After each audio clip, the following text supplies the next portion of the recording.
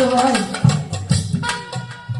এই জগতে থেকে যেদিন থেকে আজকে 1 বছর হয়ে গেছে বাবা চলে গেছে। আজ পর্যন্ত আমার বাবার কবরটাও কিন্তু আমি দেখতে পারি না। মা হারিয়েছি, বাবা হারিয়েছি, ভাই হারিয়েছি। আসলে এই জগতে আমার আপন বলতে কেউ নেই, আপন বলতে কেউ নেই। আমার একটি ভাই ছিল, অনেক সুন্দর হারমোনি বাজাতো। আমার ভাইটা চলে গেছে, আমাকে হিসাব দেয়, আপু যদি সংসারে যাও, সংসার করে খেলে পরে স্বামীর ঘরে গেলে একটা পিস তুমি 2 ভাগ করে একটা অর্ধেক রান্না করে আর অর্ধেক খেয়ে দিও। যখন নিদানে পড়বে নিদানে দেখবে না ভবিষ্যৎ সম্পূর্ণ। বাড়ি করেছি আমরা 7টা ভাই বোন ছিলাম, 7 জন। 4টে বোন চলে গেছে, ভাই চলে গেছে, তার থেকে আমার মা পাগল হয়ে মারা গেছে, আমার বাবাও চলে গেছে। এই যে আরেকটি ভাই আছে আমি সরকারের সাথে থাকে, কত বাজার তো আজকে আপনারা জানেন, সব ইউটিউব চ্যানেলে দেখতেছে দেশের পরিস্থিতি কি চলতেছে। বাবা তো আজকে একটা কথার কারণে সারা জীবন গান গাইলো, শেষ বয়সে তার কি অবস্থা হইলো। সবাই দোয়া করুন আমার বাবার জন্য সারা পায় মহারাজ সাবু সরকার, কিন্তু তার জন্য আমি আরো বেশি পাগল হয়ে গেছি।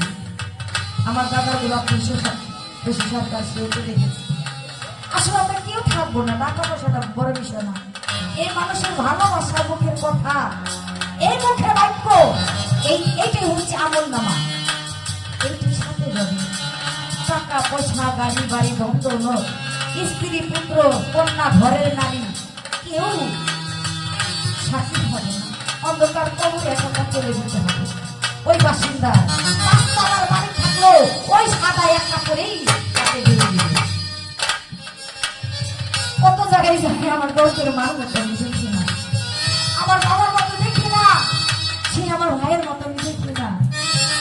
আমার ভিতর যে একটা ছেদ হয়ে গেছে, যে একটা পুরাণ, এই পুরাণ, এই কপাল পুরাণ দুঃখ নিয়ে আমি সারা বাংলাদেশে ছোট হতো না।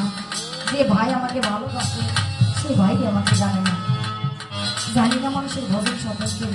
তাই বলেছে আমার বাবার কাছে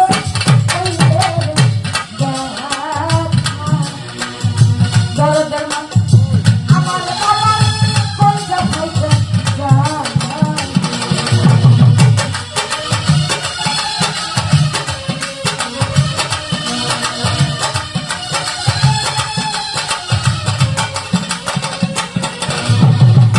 মাসুদ ভাই, সানাল ভাই, বাবার কাছে দুঃখ রে